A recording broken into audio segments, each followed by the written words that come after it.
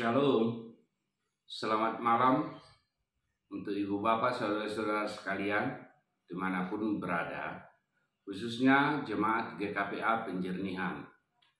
Pada malam hari ini kita akan memasuki renungan malam Selasa 1 November 2022. Sebelumnya kita berdoa.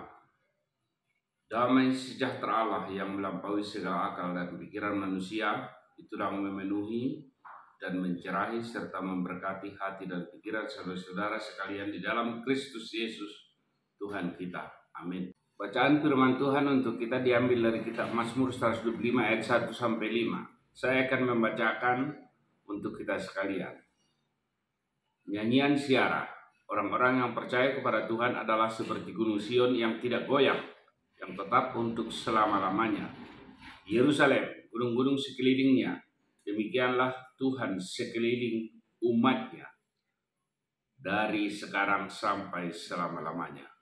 Tongkat kerajaan orang fasik tidak akan tinggal tetap di atas tanah yang diundikan kepada orang-orang benar, supaya orang-orang benar tidak mengulurkan tangannya kepada kejahatan.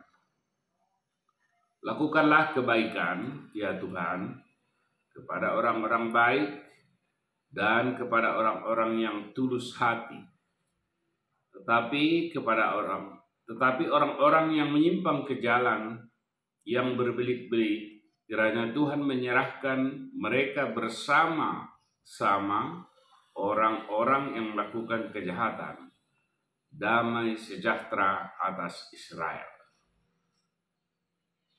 Nas firman Tuhan dari Mazmur 125 ini merupakan bagian Mazmur Siara yang biasa dinyanyikan di dalam ibadah khususnya orang Israel yang sedang datang dari perantauan dan melakukan ziarah ke tempat-tempat bersejarah, termasuk di dalamnya makam atau pemakaman bapak-bapak rohani yang lebih dulu meninggal. Namun tema kita adalah menikmati rasa aman bersama dengan Tuhan. Menikmati rasa aman bersama dengan Tuhan. Itulah tema kita. Pokok perenungan kita adalah diambil dari 3 pokok perenungan. Yang pertama, penggambaran keberadaan orang percaya kepada Tuhan seperti gunung Sion yang kokoh, tidak goyang karena Tuhan berada di sekeliling mereka atau di sekeliling umatnya. Jadi keberadaan Tuhan yang senantiasa menaungi, melindungi, memelihara, merawat dan melawat umat Tuhan digambarkan seperti gunung Sion yang dikelilingi gunung-gunung lainnya. Jadi tetap kokoh dan tidak goyang. Itulah keberadaan umat. Hal ini diambil dari ayat 1 dan 2.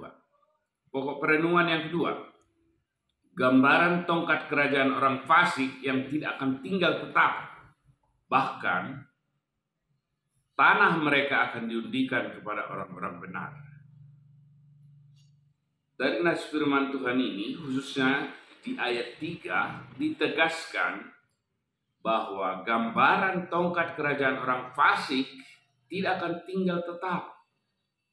Suatu saat akan hilang, musnah, habis seperti ditiup angin.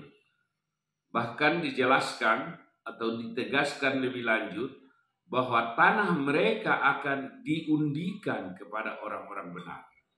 Nah, ini perenungan kita yang kedua.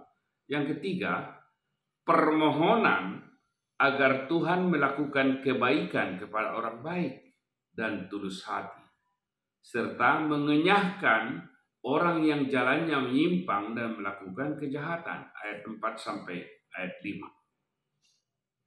Jadi selain kedua pokok perenungan di atas, 1 dan 2, bagian yang ketiga ini, pemazmur menaikkan permohonan kepada Tuhan agar Tuhan melakukan kebaikan kepada orang baik dan tulus hati dalam mengenyahkan orang yang jalannya menyimpang dan melakukan kejahatan. Ayat 4-5.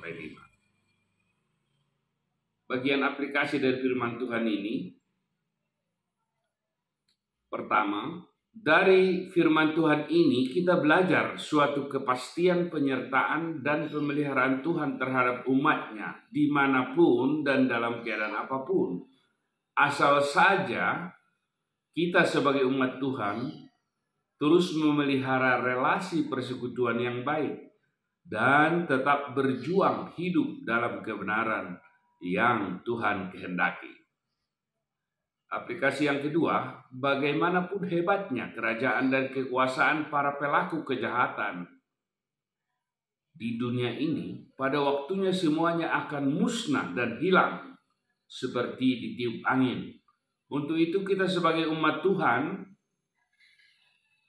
yang telah ditebus oleh Kristus, jangan sampai melakukan kecemburuan terhadap mereka yang sukses karena melakukan penyimpangan.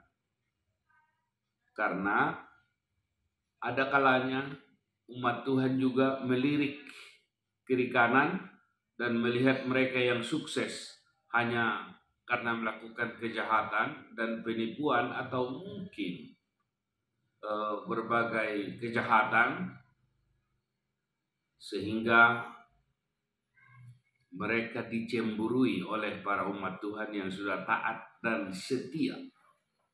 Hal itu tidak perlu dan tidak akan punya arti dan manfaat bagi umat Tuhan. Contoh, kasus peradilan Sambo dengan kawan-kawan yang masih diadili sampai saat ini. Akan segera musnah kekuasaan dan kerajaan mereka.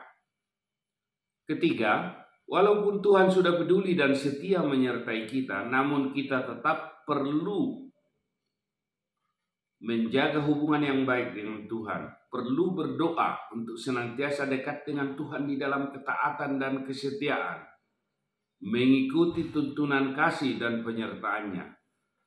Disinilah letak rasa aman yang sesungguhnya, rasa aman yang sejati, karena Tuhan senantiasa ada bersama dengan kita, umat tebusan kasih-Nya. Kebersamaan Tuhan bersama dengan kita digambarkan di dalam kehidupan Yesus yang adalah Immanuel, Allah beserta dengan kita. Allah yang menjadi manusia beserta dengan umat manusia, khususnya tebusan kasih-Nya. Amin. Tuhan Yesus memberkati. Kita berdoa. Kami bersyukur Tuhan buat firman-Mu. Kami bersyukur untuk pemeliharaan penyertaan-Mu sepanjang hari yang lalu. Kini kami akan memasuki istirahat dengan berbekal renungan malam. Biarlah firman ini menguatkan hati dan iman kami untuk terus-menerus taat dan setia kepada Tuhan. Sehingga hari esok kami dibangunkan dengan kesegaran yang baru. Dalam nama Tuhan Yesus Kristus kami berdoa dan bersyukur. Amin. Shalom, selamat malam untuk semua.